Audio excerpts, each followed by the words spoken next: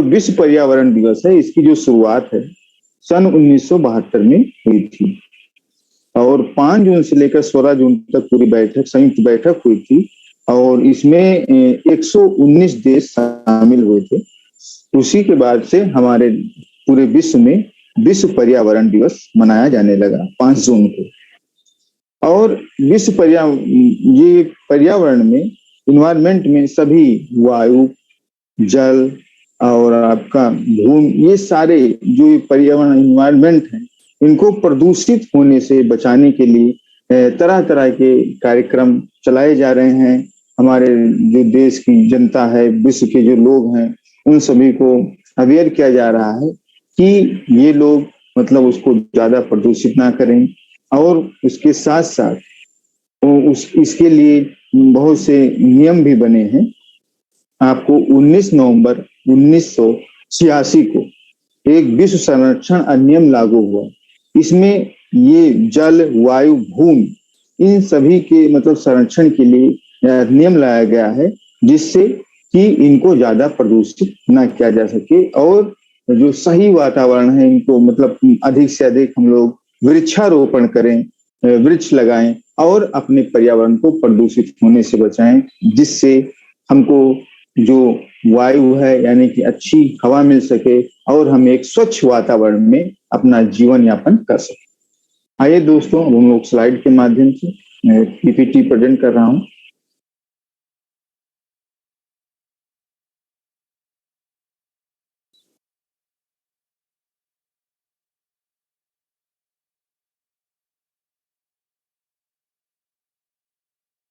आपको पीपीटी दिख रही होगी।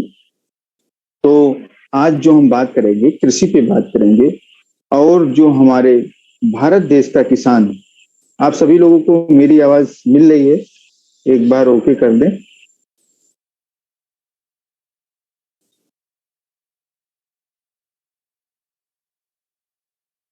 तो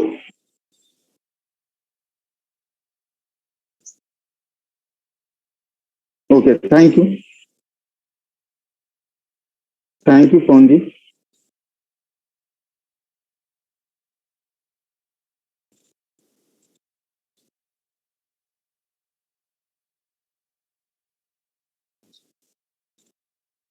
तो जो हमारे देश का किसान है, आज हम लोग एग्रीकल्चर, कृषि पे बात करेंगे और ये समझ लीजिए पूरे भारत की जो रीढ़ की हड्डी जिसको हम कहेंगे, वो है हमारे किसान। हमारे किसान अनाज उत्पादन करते हैं और वही अनाज हम लोगों तक पहुंचता है। और आप समझ सकते हैं कि जो हमारी जनसंख्या है, हमारी जनसंख्या दिन प्रतिदिन बढ़ती जा रही है और हमारे भारत देश में जो पूरे विश्व का जो कुल भूमि क्षेत्र है वो 2.4% है, लेकिन यहाँ की जो जनसंख्या है यानी कि 18% से अधिक है पूरे विश्व का। उसका जो भरण पोषण का जो है वो हमारे किसानों पे है। तो हमारे किसान भाई बहुत ही अच्छे तरीके से खेती करते हैं। अगर आप एग्रीकल्चर, कृषि क्षेत्र में अपना भविष्य बनाना चाहते हैं तो आप जान लीजिए 70% से अधिक आबादी जो हमारे देश की है कृषि करती है।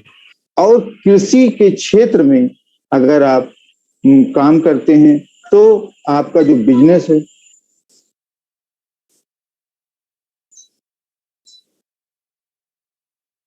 हाँ सर, हेलो,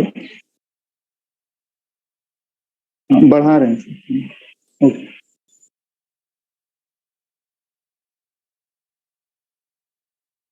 तो हम लोग कृषि किसान पे बात कर रहे थे। तो हमारे जो देश का किसान है, तो इसकी ये जो है, ये समझ लीजिए पूरे ये रीढ़ की हड्डी है। और किसान, हमारे जो देश की जनसंख्या है ये बहुत ज्यादा है, लेकिन उस हिसाब से हमारे देश के किसान पैदावार कर रहे हैं जिससे हमको अनाज मिल रहा है। इसलिए हम लोग आज कृषि पे बात करेंगे। और कृषि के क्षेत्र में अगर आप काम करते हैं, 70% से अधिक आबादी हमारे देश की कृषि करती है। तो उसमें 70% पे अगर आप कृषि पे काम करेंगे तो बहुत ही आप आगे जाएंगे। ये स्लाइड के माध्यम से ये देखिए, हमारी कृषि पृष्ठभूमि, जो हमारा भारत देश में 122 प्रमुख भाषाएं और 1599 अन्य भाषाएं बोली जाती हैं। 28 राज्य और 9 केंद्र शासित प्रदेश हैं। जो हमारे देश में कृषि से जो आय होती है, जो जीडीपी जिसको हम कहते हैं ग्रास डोमेस्टिक प्रोडक्ट, सकल घरेलू उत्पाद, उससे 17% से हम लोग 17% कृषि का योगदान है पूरे जीडीपी में, जो हमारी अर्थव्यवस्था को मजबूत करता है। आप भारत देश में 58% से अधिक आबादी जो है जिनका रोजगार है वो कृषि पर आत्मनिर्भर है।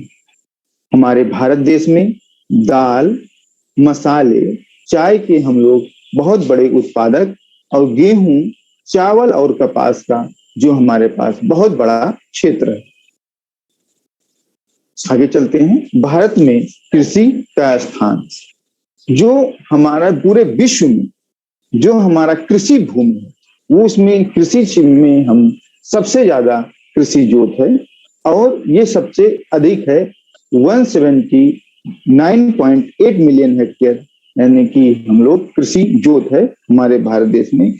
और ये पूरे संसार के भूमि क्षेत्र का सबसे ज्यादा अधिक क्षेत्र है। और दूसरे नंबर पर है अमेरिका, जिसके पास 167.8 यानी मिलियन हेक्टेयर है। और तीसरे नंबर पर है चीन, जो है 165.2 मिलियन हेक्टेयर। और चौथे स्थान पे है आपका रूस, यानी कि हमारा जो पूरे भारत देश का कृषि क्षेत्र में कृषि क्षेत्रफल हमारा सबसे ज्यादा अधिक है। सबसे पहले देखिए खेती। खेती के लिए हम खेती क्यों कर रहे हैं?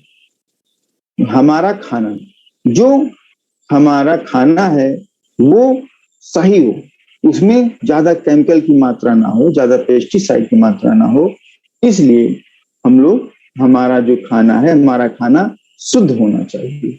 उसके बाद जब आप खेती करते हैं तो खेती से आप उसमें लागत कम लगाएंगे और आपकी जब पैदावार बढ़ेगी तो उससे आपकी आय में भी वृद्धि होगी। और जब हमारे देश के किसान के आय में वृद्धि होगी तो उसके साथ साथ हमारा भी विकास होगा, यानी कि आपका भी विकास होगा और हमारी अर्थव्यवस्था भी सुधरेगी। अगर आप जैसे कि हम आपकी हमारी अर्थव्यवस्था सुधरेगी, उसके साथ साथ अगर हम खेती करते हैं और उसमें कम मात्रा में केमिकल पेस्टिसाइड का उपयोग करते हैं तो उससे हमारी जो सेहत है, हमारी सेहत भी अच्छी होगी। देखिए हम खेती क्यों कर रहे हैं? गरीबी कम करने में कृषि 4 गुना अधिक प्रभावी है अन्य क्षेत्रों की तुलना में। जैसे जो हमारे देश के और उद्योग हैं उसमें कृषि जो है अन्य क्षेत्र की तुलना में 4 गुना अधिक प्रभावी है और अधिक पौष्टिक भोजन के लिए दुनिया कृषि पर भरोसा करती है। और जो जनसंख्या दिन प्रतिदिन बढ़ती जा रही है, बढ़ती आबादी है, उसमें उसके लिए जो आजीविका का जो सुधार होगा वो कृषि से होगा। अगर आप कृषि करते हैं तो उसमें आपके आजीविका का सुधार होगा और धीरे धीरे करके आपकी गरीबी दूर होगी। बिगड़ा हुआ असंतुलन, देखिए जैसे कि पहली स्लाइड में भी हमने आपको बताया था इसके बारे में, जो हम पूरे विश्व के कुल भूमि क्षेत्र जैसे का 2.4% जो है हमारे भारत में है और जिसकी आबादी 140 करोड़ है।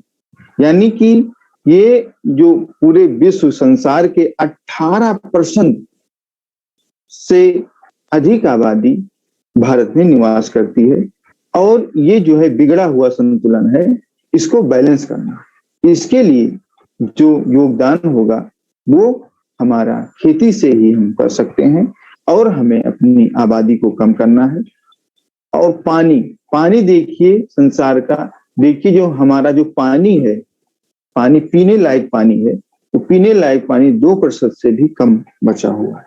इसमें हमारे पास जैसे कि पानी 4% है जिससे में हम खेती करते हैं, वो पानी उपयोग करते हैं। तो हमें पानी भी बचाना है और खेती भी करना है। ये 2022 की ये सर्वे है और इसमें जो योगदान करके उपयुक्त फल प्राप्त कर सकते हैं। यानी कि हम लोग अगर अपनी जनसंख्या पे नियंत्रण करके उसके साथ साथ अपने जो अनाज है जो वो हैं उनकी क्वालिटी को बढ़ा के हम लोग अधिक योगदान दे सकते हैं और उपयुक्त फल प्राप्त कर सकते हैं। हमारी खेती के लिए जरूरतें, हमारी खेती के लिए जो जरूरतें हैं, हमारी खेती के लिए मुख्य रूप से 5 चीजों की जरूरत होती है। नंबर 1, बीज। हमें उन्नत प्रजाति के बीज को चयन करके उसकी बुआई करनी चाहिए, जिससे हमारे खेती में जो पौधा तैयार हो उसकी क्वालिटी अच्छी हो। जो किसान हमारा होता है उसकी जो है सारा जो पैदावार और उसकी प्रोडक्शन, सारा चीज जो भी है वो हमारे बीज पे निर्भर करता है। अगर आप अच्छे प्रजाति के बीज का चयन करके आप बुआई करेंगे तो उससे आपके पैदावार में वृद्धि होगी और जो आपकी जो फसल है वो फसल अच्छी आएगी, जिससे आपकी पैदावार में वृद्धि होगी और उसी से आपकी आय भी बढ़ेगी। खाद एवं उर्वरक। खाद एवं उर्वरक जो है, जो हमारे किसान हैं वो अपने खेत में संतुलित मात्रा में खाद एवं उर्वरक का प्रयोग करना चाहिए।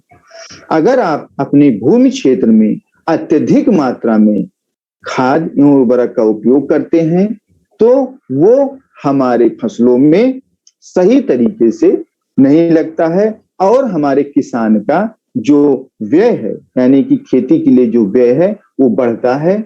उसके साथ साथ उसकी भूमि भी ऊसर होती है।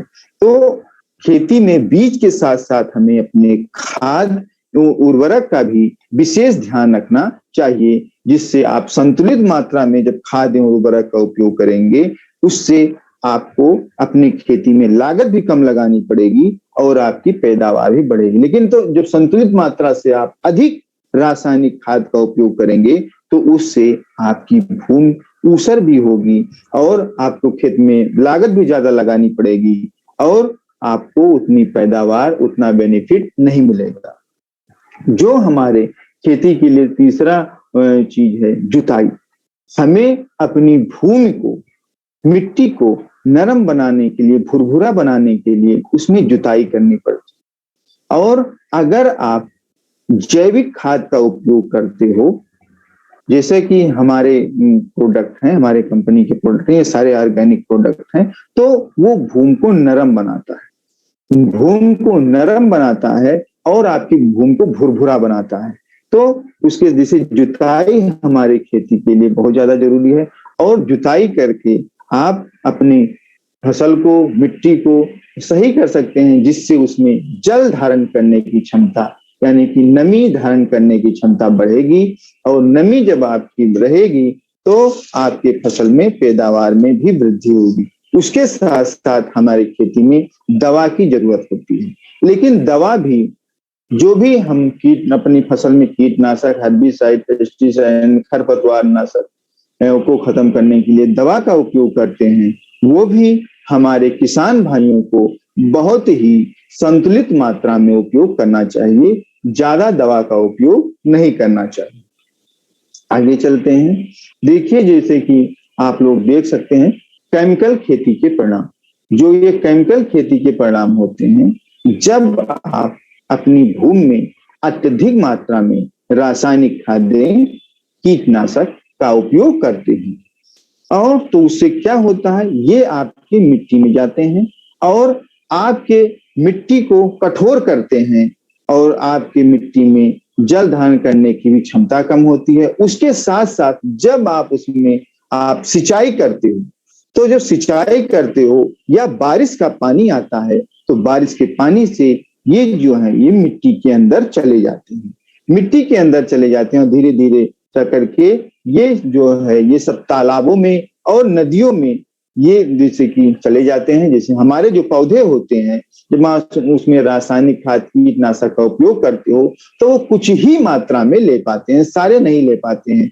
जो नहीं ले पाते हैं वो हमारे तालाबों में और नदियों में चले जाते हैं, जिससे हमारे जो तालाब हैं उसमें मतलब एल्गी टाइप के या काई टाइप के फैल जाते हैं। उससे क्या होता है, ये होता है हमारे जो पानी का स्रोत है, जैसे नदियां हैं, तालाब हैं, इन सब में ऑक्सीजन का जो लेवल है, ऑक्सीजन के लेवल को कम कर देते हैं, जिससे हमारे जो जलीय जीव हैं वो जलीय जीव को मतलब सांस लेने में बहुत ही दिक्कत होती है। उसके साथ साथ ये जो एल्गी हैं ये धीरे धीरे करके हमारे जो जलीय जीव हैं वो मर भी जाते हैं। तो जब आप अपनी भूमि में ज्यादा मात्रा में रासायनिक खाद कीटनाशक का उपयोग करते हैं तो उससे हमारा जल भी प्रदूषित होता है, और जब ये मर जाते हैं तो उससे हमारा वायु भी प्रदूषित होता है। ये है यूट्रोफिकेशन। तो आपका वायु भी प्रदूषित हो गया, ये जल भी प्रदूषित हो गया, मिट्टी भी प्रदूषित हो गई। ये है केमिकल खेती के असर, यानी कि अपनी भूमि में अत्यधिक मात्रा में जो हमारे किसान भाई केमिकल का उपयोग करते हैं। कृषि उद्योग देखिए, जो है CSE रिपोर्ट में कहा गया है, जिसे भूजल में नाइट्रोजन प्रदूषण, यानी कि जैसे कि आप लोग देखे हैं आपका ये हमारे भूमि में ये नाइट्रोजन के प्रदूषण हुआ, उसके बाद वो उर्वरक के उपयोग से, यानी कि जो हम अपनी भूमि में नाइट्रोजन, फास्फोरस, पोटास की मात्रा को ज्यादा कर दिए तो हमारा वायु भी यानी कि हमारा जल भी प्रदूषित हो गया। उसके साथ साथ खादों में जो पानी में घुली ऑक्सीजन भी कम हो जाती है, इससे पानी में रहने वाले जलीय जीव भी समाप्त हो जाते हैं।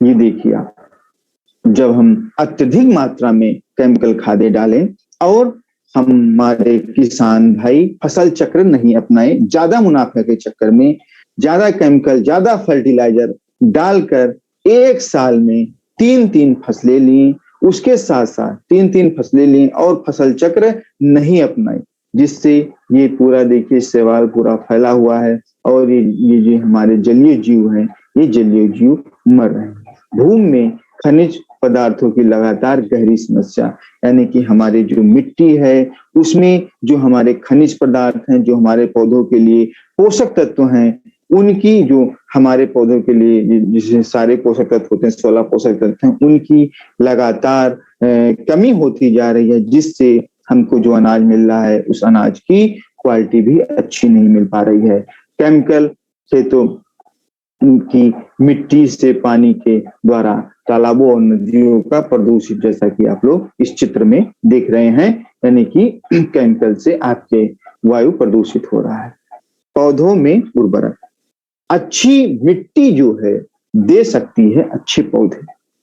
वो जैसा कि आप लोग पहले देख चुके हैं स्लाइड में, यानी कि हम लोग अत्यधिक मात्रा में रासायनिक खाद कीटनाशक का उपयोग करके फसल चक्र ना अपना के और अपने मिट्टी में जो भी है NPK की मात्रा को बार बार देके ये जो है ये फसल उपजा लेते हैं, लेकिन उसकी क्वालिटी भी नहीं मिल पाती है और मिट्टी के पोषक तत्व जो हैं उसमें भी धीरे धीरे करके कमी आ रही है।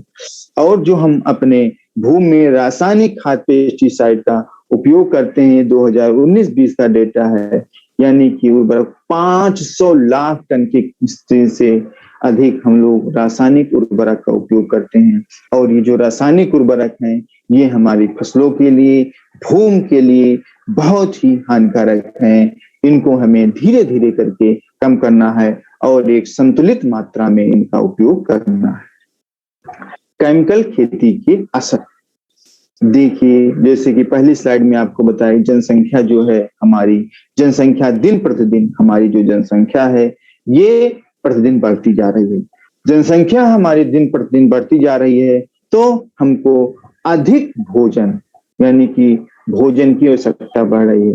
अधिक भोजन के लिए हमें अधिक फसलों की आवश्यकता हो रही है और अधिक फसलों के लिए हम लोग जमीन में अपने रासायनिक खादें और इनका उपयोग करके अपने अनाज को पैदा कर रहे हैं और फसल चक्र नहीं अपना रहे हैं, जिससे हमारे फसलों में पोषक तत्व हैं जो हमको अनाज में पोषक तत्व मिलने चाहिए, वो पोषक तत्व छीण हो रहे हैं। पोषक तत्व छीण हो रहे हैं, उसके साथ साथ रासायनिक उर्वरक भी हम लोग डाल रहे हैं, लेकिन हमको उस क्वालिटी का अनाज नहीं मिल रहा है। रासायनिक उर्वरक जो है वो फिर वही चीज कि ये पानी में जो हम अपने भूमि में ज्यादा अनाज उत्पादन के लिए जब ज्यादा मात्रा में रासायनिक खाद का उपयोग करते हैं तो ये जो है ये रासायनिक उर्वरक रेस के यानी कि वायु से जब आप सिंचाई करते हैं, ये वर्षा के जल से ये मिट्टी के नीचे जा रहा है, जिससे आपका पानी भी प्रदूषित हो रहा है और पानी के साथ साथ वायु भी प्रदूषित हो रहा है।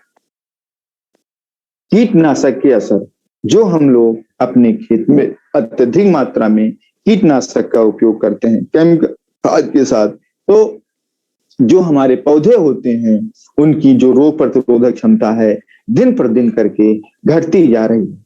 जैसे जब हम लोग ऑर्गेनिक खेती करते थे, जैविक खेती करते थे, तो जैविक खेती में ये होता है जो हमारे पौधे होते हैं उसमें रोग प्रतिरोधक क्षमता जो है वो धीरे धीरे करके बढ़ती है। लेकिन जब आप केमिकल खेती करते हो, केमिकल खादों का अत्यधिक मात्रा में इस्तेमाल करते हो, तो आपके जो पौधे हैं वो पौधे धीरे धीरे करके कमजोर होते जा रहे हैं और उसमें हम कीटनाशक का उपयोग, उसके बचाव के लिए हम लोग कीटनाशक का उपयोग कर रहे हैं कि जिससे हमारा जो फसल है वो बच जाए। लेकिन ये जो कीटनाशक हैं ये कीटनाशक बेअसर हो रहे हैं। कभी आपने सोचा है कि हम जो किसान हैं वो अपने खेत में कीटनाशक का उपयोग कर रहे हैं, ज्यादा मात्रा में कर रहे हैं, लेकिन उनको असर क्यों नहीं कर रहा? जो हमारे कीट होते हैं, जब आप किसी भी चीज का बार बार उपयोग करते हो तो वो अपने अंदर रेजिस्टेंस डेवलप कर लेते हैं, यानी कि जैसे कि वो जो जहर आप डालते हो जहर को मतलब खाने लगते हैं और वो नहीं मरते। और हमारे किसान भाई अपने खेत में कीटनाशक में बहुत ज्यादा लागत लगा देते हैं, जिससे उनकी लागत भी अधिक लगती है, लागत अधिक लगती है और फसलों पे असर भी नहीं करते हैं, जिससे हमारे किसान भाई को हानि होती है, यानी कि उनको उतनी पैदावार नहीं हो पाती, उनकी आय की क्षति होती है। उसके साथ साथ हमारा पानी भी प्रदूषित हो रहा है, हमारे अनाज भी प्रदूषित हो रहे हैं केमिकल के असर से। जैसे कि किसी भी फल फूल या अनाज में अगर 2% से कम पेस्टिसाइड का छिड़काव किया जाए तो वो आप अनाज खा सकते हो। लेकिन आज की स्थिति है इतनी ज्यादा मात्रा में केमिकल और पेस्टिसाइड का उपयोग हो रहा है, जिससे हमारे अनाज में पॉइजन या पेस्टिसाइड की मात्रा आ रही है, जिससे हमारे देश के लोगों को तरह तरह की बीमारियां, कैंसर, ब्लड प्रेशर, शुगर, बालों का झड़ना, बालों का सफेद होना, हमारी माताओं बहनों में तरह तरह के रोग होना, ये सब जो है ये केमिकल के असर हैं, रासायनिक के असर हैं। इनको आपको धीरे धीरे करके कम करना है और ये धीरे धीरे करके कम होंगे हमारे डार्जू-9 के प्रोडक्ट के उपयोग करके। अगर आप ऑर्गेनिक की तरफ जाते हैं, जैविक की तरफ जाते हैं, जैविक खेती करते हैं, तो आपको जो अनाज मिलेगा वो अनाज शुद्ध मिलेगा, अच्छा मिलेगा, जिसमें केमिकल की मात्रा नहीं होगी, पेस्टिसाइड की मात्रा नहीं होगी और वो अनाज आप खाओगे तो आप स्वस्थ रहो। अभी हमारे पास कंपनी ने 2 बहुत ही बेहतरीन प्रोडक्ट हैं। एक है हमारा ग्रोथ प्रमोटर, ये हमारे फसलों के विकास के लिए है, और एक है एक्टिवेटर वेटर स्प्रेडर। ये जो है इसका उपयोग आप सभी फसलों में कर सकते हैं, जिसका उपयोग करके आप अपने खेत में जो कीटनाशक, पेस्टिसाइड, हर्बिसाइड है, इसकी जो है इसकी मात्रा आप कम कर सकते हैं और अपने फसल की पैदावार को बढ़ा सकते हैं। आइए अपने प्रोडक्ट के बारे में जानते हैं। अभी देखिए, उपजाऊ मिट्टी के लिए आवश्यक खनिज जो है हमारी मिट्टी के लिए, जिसे जब आप ऑर्गेनिक का प्रयोग करते हो तो ये धीरे धीरे करके हमारे फसलों में पोषक तत्वों की पूर्ति कराता है। और मिट्टी में उपजाऊ पोषक तत्व जैसे जो होते हैं उनको 3 भागों में हम विभाजित करते हैं। पहला होता है प्राथमिक, फिर द्वितीयक, फिर होता है सूक्ष्म पोषक तत्व। प्राथमिक में होते हैं CHO, कार्बन, हाइड्रोजन, ऑक्सीजन। और उसके बाद द्वितीयक होते हैं, द्वितीयक में होते हैं नाइट्रोजन, फास्फोरस, पोटास। उसके बाद हमारे फसलों के लिए, हमारे पौधों के लिए जो आवश्यक पोषक तत्व हैं, सूक्ष्म पोषक तत्व हैं, जैसे सल्फर, मैग्नीज, कैल्शियम, लोहा, बोरान, मैंगनीज, जस्ता। तो ये सब जो हैं ये हमारे फसलों के लिए 16 महत्वपूर्ण पोषक तत्व हैं, खनिज हैं। और ये जो ग्रोथ प्रमोटर है ये हमारे फसलों में पोषक तत्वों की पूर्ति कराने में मदद करता है। ग्रोथ प्रमोटर एक बहुत ही बेहतरीन और जैविक प्रोडक्ट है जिसमें किसी भी प्रकार का केमिकल का उपयोग, पेस्टिसाइड का उपयोग नहीं किया गया है।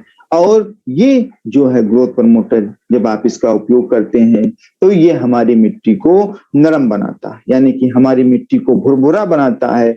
हमारे मिट्टी में जो जल धारण करने की क्षमता होती है, हमारे मिट्टी में जल धारण करने की क्षमता को बढ़ा देता है।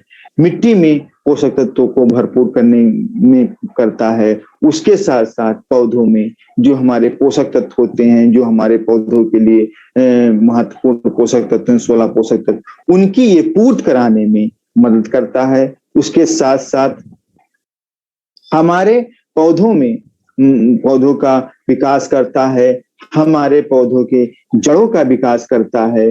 जब हमारे पौधे के जड़ों का विकास होगा तो हमारी उपज में भी वृद्धि होगी, उपज में वृद्धि होगी। और जब आप ग्रोथ प्रमोटर का उपयोग करते हो तो आप रासायनिक खाद का भी कम उपयोग कर सकते हो। और उसके साथ साथ ये वायुमंडल को भी सुरक्षित रखता है, यानी कि इसमें किसी भी प्रकार का केमिकल ना होने के कारण ये हमारे वायुमंडल को सुरक्षित रहता है। और हमारे फसलों द्वारा जल अवशोषित करने की क्षमता को बढ़ाता है, हमारे खेती के जो पानी है उसके संतुलन रखता है।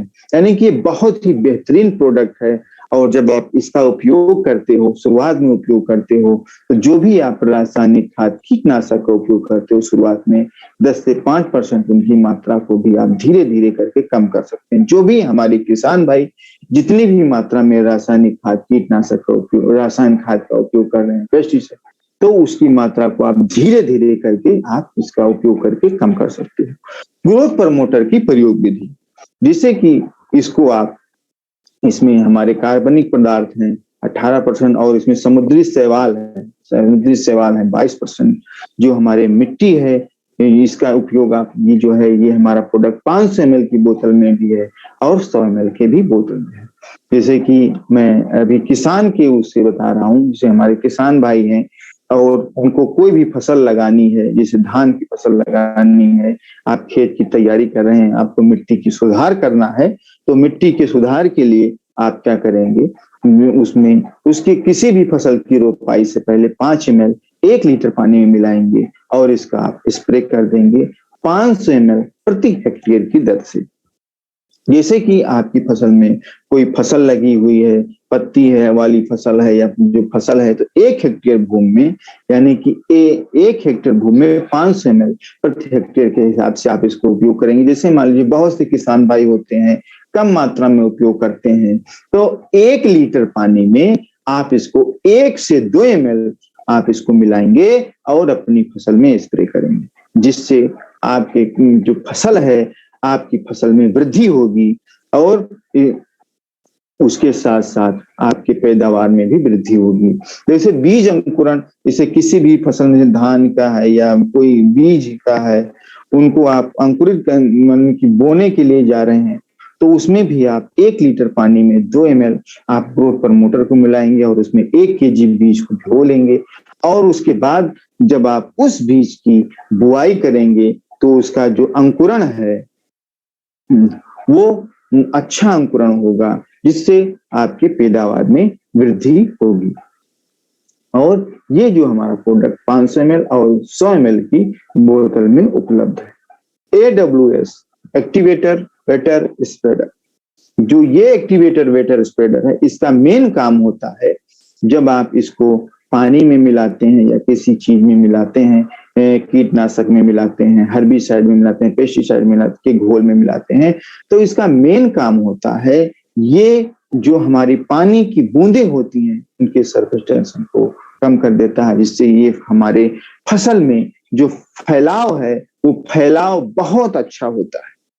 जिससे कि जब हमारी फसल में, जैसे कोई भी फसल है जो उसमें फैलाव अच्छा होगा, तो आपको कम मात्रा में रासायनिक खाद कीटनाशक का उपयोग करना पड़ेगा और वो आपकी पैदावार में वृद्धि होगी। और जिससे कि एक्टिवेटर जैसे पौधे की मोमी और बाली वाली सतह पर क्रिया करने में मदद करता है, जिससे कीटनाशकों के प्रदर्शन में सुधार होता है। पौधे और जड़ क्षेत्र में पानी को प्रभावी ढंग से, यानी कि पौधे का जो हमारा जड़ वाला क्षेत्र है उसको अवशोषण करने, यानी कि जो हमारे पौधे में जल धारण करने की क्षमता होती है उसको अवशोषित करने में मदद करता है। ये टॉनिक का काम करता है, नॉन आयनिक सर्फेक्टेंट है, यानी कि जैसे कि आप इसका उपयोग किसी भी रासायनिक खाद कीटनाशक या हर्बिसाइड पेस्टिसाइड के घोल में आप इसका उपयोग कर सकते हैं। मिट्टी को पूरा सूखने नहीं देता है, यानी कि जब हम इसका उपयोग अपनी मिट्टी में करते हैं तो ये हमारे मिट्टी में है नमी बनाए रखता है। जब हमारे मिट्टी में नमी बनी रहेगी तो जाहिर सी बात है आपका पौधा ग्रोथ करेगा।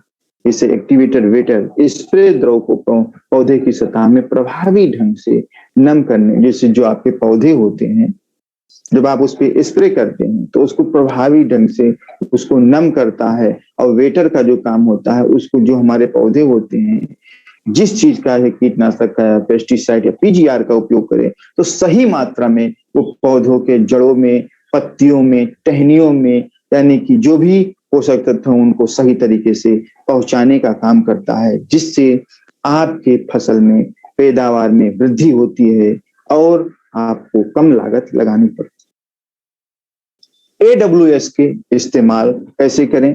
आपको सिंचाई में उसका उपयोग करना है, किसी भी फसल की सिंचाई करनी है, भूमि की सिंचाई करनी है, तो सिंचाई के 12 घंटे पहले आप इसका स्प्रे करेंगे अपनी भूमि में। आप 180 ml को 100 लीटर पानी में मिलाएंगे और उसके साथ में 2 kg यूरिया मिलाकर आप स्प्रे कर देंगे। और स्प्रे करने के 12 घंटे बाद अगर आप सिंचाई करते हैं तो आपको कम पानी लगाना पड़ेगा और उसके साथ साथ आपके खेत में जो नमी है वो नमी बनी रहेगी। इसका उपयोग आप खरपतवार नाशक या किसी पीजीआर, प्लांट ग्रोथ रेगुलेटर या हर्बिसाइड, पेस्टिसाइड या डिकम्पोजर, यानी कि सभी के साथ आप इसका उपयोग कर सकते हैं। जो भी आपका घोल तैयार होगा, जो आपका घोल, जैसे मान लीजिए आप 15 लीटर का आपका घोल तैयार हुआ तो उसमें आप 20 ml आप मिला लीजिए। इससे आप कम मात्रा में कर रहे हैं तो 1 लीटर का घोल आपका तैयार हुआ तो 1 लीटर घोल में आप 1 से 2 ml आप इसका उपयोग करेंगे। जिससे कि आप कोई पीजीआर ले रहे हैं तो उसमें आप 1 लीटर में 1 ml आप उपयोग करेंगे, आपको बहुत ही अच्छा रिजल्ट मिलेगा और इसमें किसी भी प्रकार का केमिकल या पेस्टिसाइड का उपयोग नहीं किया गया है। आइए हम लोग आगे चलते हैं। जून महीने में AWS और ग्रोथ प्रमोटर के हमारे फसलों पे उपयोग, यानी कि जून महीने में जो हमारे किसान भाई, आप फील्ड में जाते हैं, आपके किसान भाई मिलते हैं तो उनको AWS और ग्रोथ प्रमोटर का उपयोग हम लोग कहाँ किस अवस्था में करवाएं। देखिए इस महीने में बहुत ही अच्छा धान की नर्सरी लग रही है, हमारे किसान भाई धान की नर्सरी लगा रहे हैं, तो धान की नर्सरी जून के माह में धान की नर्सरी लगा लें। और धान की नर्सरी लगाने से पहले आप 5 ml प्रति लीटर, यानी कि 1 लीटर पानी मिला के आप किसान भाइयों का ग्रोथ प्रमोटर का स्प्रे करवाएं, ग्रोथ प्रमोटर का स्प्रे करवाएं, जिससे वो मिट्टी में उर्वरा शक्ति बढ़े और आपको अच्छा बीज प्राप्त हो। आप 500 ml ग्रोथ प्रमोटर को अगर किसान भाई इसको स्प्रे करने में सक्षम नहीं है तो आप क्या करेंगे, 500 ml ग्रोथ प्रमोटर को 250 से 300 लीटर केजी 250 से 300 किलोग्राम, आप समझ रहे होंगे, यानी कि 2.5 से 3 कुंटल सड़ी हुई गोबर की खाद जो 1 साल पुरानी होनी चाहिए, उसमें वर्मी कंपोस्ट में डालकर अच्छी तरीके से आप मिलाएंगे और 1 हेक्टेयर भूमि में आप इसका बुरकाव कर देंगे। तो जो आप धान की नर्सरी लगाइए या फिर आप उसमें धान की रोपाई करिए तो आपको अच्छा रिजल्ट मिलेगा। जिससे धान और गेहूं की फसल के बीच में अगर हमारे किसान भाई लाही की फसल या आलू की फसल लेना चाहते हैं तो उसके लिए आप धान की जो है वो जल्दी पकने वाली किस्म जैसे नरेंद्र 97, रत्ना या गोविंद या कोई भी रिसर्च जो वैरायटी है जो कम समय में तैयार होती है उसको आप लगाएंगे तो धान और गेहूं के बीच में एक फसल लाही या आलू की फसल भी आप ले सकते हैं। जून के महीने में और खेती में आप क्या काम कर सकते हैं, मक्का की जो बुआई है उसकी मक्का की बुआई 25 जून तक पूरी कर लें हमारे किसान भाई। उसके साथ साथ संकर प्रजातियों के लिए आप जो भी आप उसमें वो करेंगे, जो बीज दर है हमारी 18 से 20 केजी है और उसके साथ साथ जो सकुल प्रजाति होती हैं जैसे संकर के बाद जो अन्य सामान्य प्रजातियां होती हैं 20 से 25 केजी बीज की आवश्यकता होती है। मक्के के बीज के शोधन के लिए आप क्या करेंगे, 1 केजी बीज में 1 से 2 ml ग्रोथ प्रमोटर आप मिलाएंगे 1 केजी बीज में, इससे आपके बीज जो है शोधित हो जाएंगे, इसका जर्मिनेशन अच्छा होगा। बुआई के 15 दिन बाद जब आप मक्के की बुआई करें तो 15 से 20 दिन के बाद जून महीने में सिंचाई करना है और सिंचाई से पहले आप उसमें AWS का उपयोग कर लेते हैं तो उसमें आपके खेत में नमी बनी रहेगी।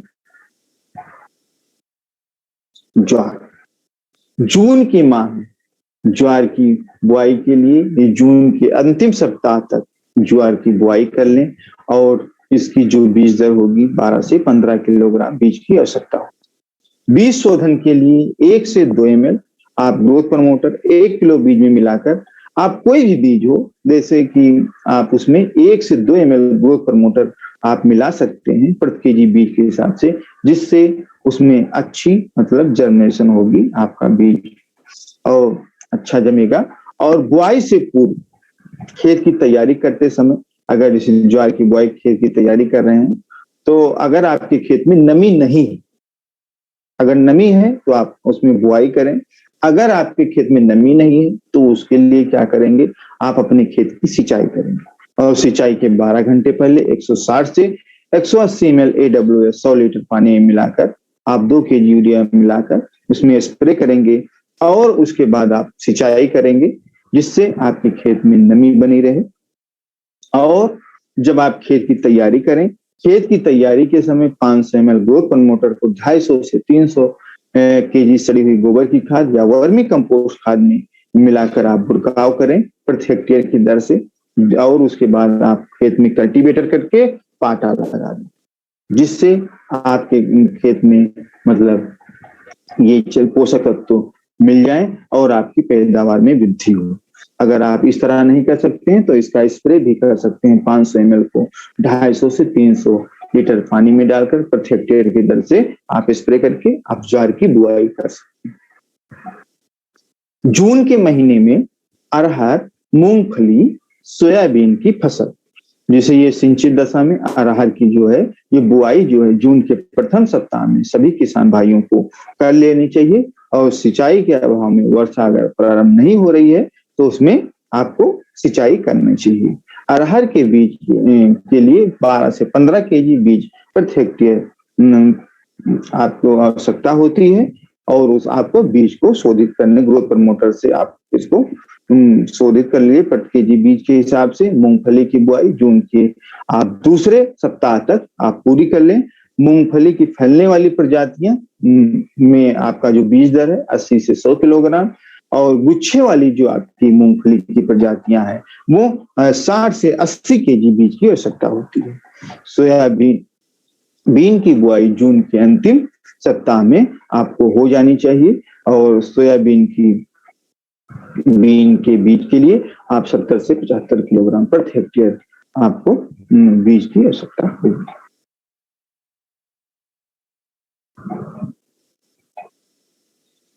जैसे कि बीज शोधन करने के लिए आपको पहले ही बताया गया 1 से 2 ml आप प्रति केजी बीज के हिसाब से आप उसमें मिलाएंगे, और बुआई से पूर्व खेत की तैयारी के समय 12 घंटे पहले आप 160 से 180 ml AWS को 100 लीटर पानी में मिलाएंगे, और प्रति एकड़ में 2 केजी यूरिया मिलाकर आप उसमें स्प्रे करेंगे, जिससे आपके खेत, और उसके बाद 12 घंटे बाद आप सिंचाई करेंगे, जिससे आपके खेत में नमी बनी रहे। और ग्रोथ प्रमोटर का अगर आप उपयोग कर रहे हैं तो 500 ml को 250 से 300 केजी सड़ी हुई गोबर की खाद, वर्मी कंपोस्ट खाद में मिला के आप उसमें अच्छी तरीके से पाटा लगा देंगे, और उसके बाद कोई भी बीज हो, आप अरहर हो गया, मूंगफली हो गया, सोयाबीन हो गया, इसकी आप अच्छे तरीके से बुआई कर सकते हैं। गन्ना की फसल में जो इस माह में आप अगर सिंचाई वर्षा हो गई है तो सिंचाई हो गई, नमी है आपके खेत में, तो नाइट्रोजन की जो पूरी मात्रा है इस माह में पूरी कर लेनी चाहिए। यानी कि जो आपका गन्ना है, जब गन्ना ज्यादा बढ़ जाएगा तो हमारे किसान भाई खेत में नहीं जा पाएंगे, तो जो भी आपको गन्ने के लिए जो भी पोषक तत्व देना है, मई आपके जून जुलाई की शुरुआत में इसमें आप जो भी पोषक तत्व दे रहे हैं उसकी पूर्ति कर लेनी चाहिए। उसके साथ साथ हमारे गन्ने की फसल में अगर कोई रोग लग रहा है, अगोला बेधक रोग लग रहा है, उसके रोगनाशक घोल के लिए आप जो भी घोल तैयार करें, उस घोल में AWS जो भी घोल होगा 1 लीटर घोल में 1 से 2 ml आप इसमें डाल के आप उसका उपयोग करेंगे, तो जो आप रोगनाशक का उपयोग कर रहे हैं वो आपको कम मात्रा में देना पड़ेगा, 500 ml प्रति हेक्टेयर की दर से। जो गन्ने की जो सेकंड जो होती है, रेटून जिसको कहते हैं, पेड़ी होती है, गन्ने की फसल जो है, हमारे किसान भाई एक बार गन्ने की फसल की बुआई करते हैं और उसको 2 बार या 3 बार काटते हैं। तो गन्ने की जो पेड़ी है उसकी अच्छी उपज लेने के लिए उसमें जो हमारी फसल है कटने के बाद उसमें सिंचाई करें, और सिंचाई के बाद उसमें सिंचाई से पहले 500 ml AWS को 5 केजी यूरिया में मिलाकर 400 से 500 लीटर पानी में स्प्रे करें, और प्रति हेक्टेयर की दर से, और उसके 12 घंटे बाद सिंचाई करें, जिससे आपके खेत में जो नमी है वो नमी बनी रहे। और इसमें भी जो यूरिया की मात्रा है प्रति हेक्टेयर, मतलब जो नाइट्रोजन होती है वो 75 किलोग्राम, यानी कि जो यूरिया होगी आपकी 163 केजी यूरिया होगी, और उसकी भी लास्ट डोज जो है ये आपको पूरी कर लेनी। जब आप इसमें पूरी कर लेंगे तो इससे आपकी गन्ने की जो फसल है, गन्ने की फसल अच्छी होगी और वो बढ़वार भी होगी। चारे की फसलें हैं, जिसे बहु कटाई वाली चारे की कटाई के बाद आप 30 जो भी आप चारे की कटाई करें तो उसमें 30 किलोग्राम नाइट्रोजन, यानी कि आपको कम से कम 65 किलोग्राम यूरिया हर कटाई पे आपको देना है, जिससे आपकी जो फसल है, चारे वाली फसलें हैं, बहु कटाई वाली चारे वाली फसलें आप उसमें देते रहेंगे तो उसमें अच्छा किले आएंगे। और जो किले आएंगे, देखिए किसानों के लिए सबसे ज्यादा पशुओं के लिए हरे चारे की आवश्यकता होती है, तो उसमें जब आप ये पोषक तत्व देंगे तो इससे उसमें हरा चारा ज्यादा बनेगा।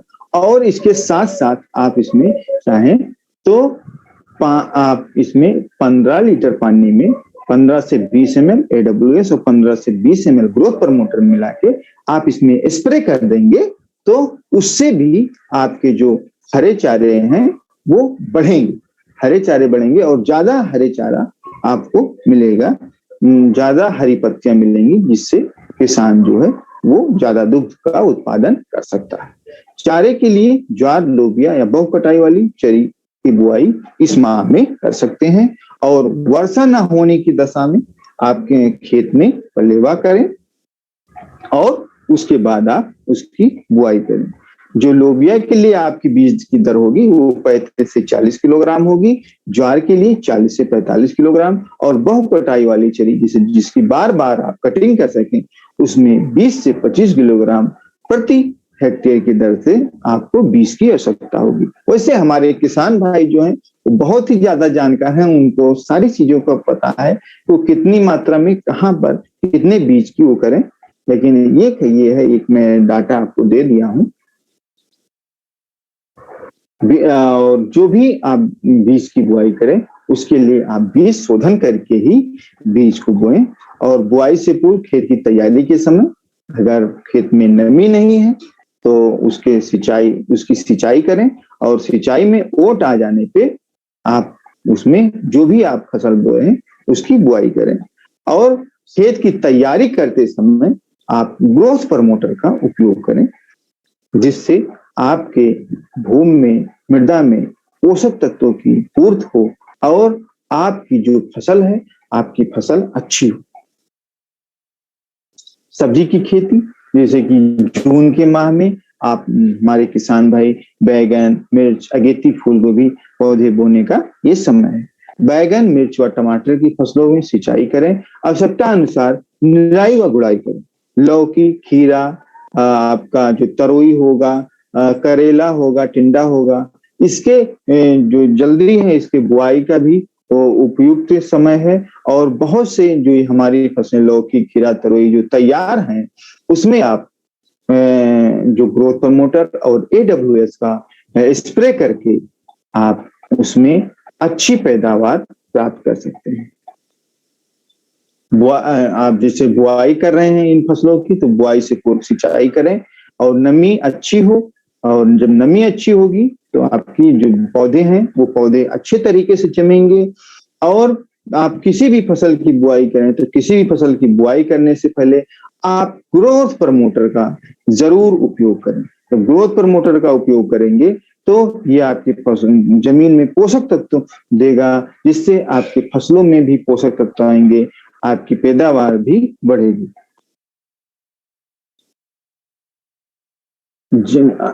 सूरजमुखी, मूंग और आपकी उड़द है जो जायद में आपने जिसकी बुआई की है, अगर इसमें जायद में बुआई की तो उसकी जून के महीने में कटाई व मड़ाई का कार्य पूरा कर लें, और मूंग की फलियों को तोड़ने का कार्य 20 जून तक आप पूरा कर लें।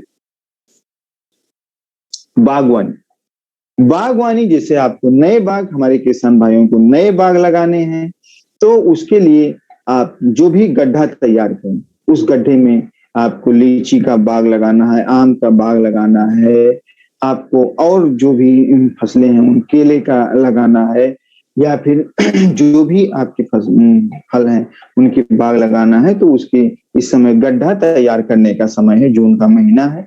उसमें जो आप गड्ढा जो तैयार करेंगे उसे 30 से 40 केजी सड़ी गोबर की खाद, 1 केजी आपकी नीम की खली, और उसके साथ साथ 10 ml से 15 ml ग्रोथ प्रमोटर सड़ी गोबर की खाद में अच्छी तरीके से मिला के प्रति गड्ढा के हिसाब से आप उसको भर देंगे। तो उसमें ये होगा, ये आपके जब आप पौधा लगाएंगे तो वो पौधा आपका ज्यादा ग्रोथ करेगा, जल्दी ग्रोथ करेगा। और पॉपुलर की नर्सरी, अगर इसे बहुत से किसान भाई पॉपुलर की नर्सरी तैयार करते हैं तो हर सप्ताह में सिंचाई करें, और 10 से 15 ml AWS को 10 से 15 ml आप ग्रोथ प्रमोटर को 20 लीटर पानी मिलाकर आप वो जो पौधे हैं 20 से 25 दिन के अंदर स्प्रे करने लगे तो उससे आपकी जो पॉपुलर की नर्सरी है ये पॉपुलर की नर्सरी अच्छी होगी और आप अच्छा पौधा तैयार कर लेंगे। और ये जो हमारे प्रोडक्ट हैं जैसे कि आप देख सकते हैं 100 ml में भी है और 500 ml भी है। जो हमारे बड़े किसान हैं वो 500 ml का उपयोग कर सकते हैं। जो हमारे छोटे किसान हैं या अर्बन एरिया के लोग हैं, शहरी क्षेत्र के लोग हैं, वो इस छोटे प्रोडक्ट का उपयोग कर सकते हैं। जैसे गमले में आप लगा रहे हैं, गमले की सिंचाई कर रहे हैं, किचन गार्डनिंग कर रहे हैं, तो उसमें जो भी जैसे कि आप 10 लीटर का घोल तैयार कर रहे हैं तो 10 लीटर के घोल में जैसे आप उसमें सिंचाई करने जा रहे हैं तो सिंचाई के लिए आप 1 लीटर पानी में 1 से 2 ml ग्रोथ प्रमोटर और 1 से 2 ml AWS मिला के आप उसमें हर पौधे में 1-1 लीटर पानी डालेंगे और उसके बाद और आप पानी डालेंगे। इससे आपका जो गमला है वो गमला जार के जो भी गमले के पौधे हैं, जो भी आप शो प्लांट लगाए हैं, शोर प्लांट लगाए हैं, तो वो बढ़ेंगे और अच्छे होंगे, उनमें नमी अच्छी होगी, वो हरे भरे होंगे। और जो बड़े किसान हैं वो अपने खेत में 500 ml प्रति हेक्टेयर की दर से आप AWS या ग्रोथ प्रमोटर का उपयोग कर सकते हैं और आप जो उपज प्राप्त करते हैं उससे अधिक उपज प्राप्त कर सकते हैं और उसमें कम मात्रा में केमिकल या पेस्टिसाइड का उपयोग करें। ओके, थैंक यू आप सभी का। आप हमको सुनने के लिए बहुत बहुत धन्यवाद। अब आपके जो भी आपके सवाल हैं वो आप बारी बारी से पूछ सकते हैं।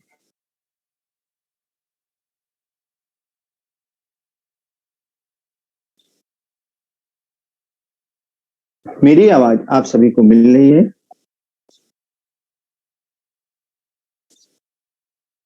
आप एग्रीकल्चर खेती बाड़ी से संबंधित हमने जो अपने प्रोडक्ट के बारे में आपको जानकारी दी है, हमने आपको जो भी खेती बाड़ी से संबंधित जानकारी दी है उससे रिलेटेड अगर आपके कोई भी सवाल हो तो वो आप हमसे पूछ सकते हैं चैट के माध्यम से।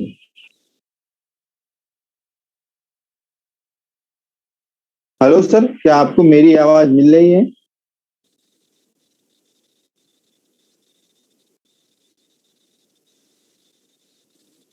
भूपेंद्र जी, सबसे पहले इनको फोन नंबर दे दो अपना। अच्छा सर, मैं अपना फोन नंबर आप लोगों को बता दे रहा हूं।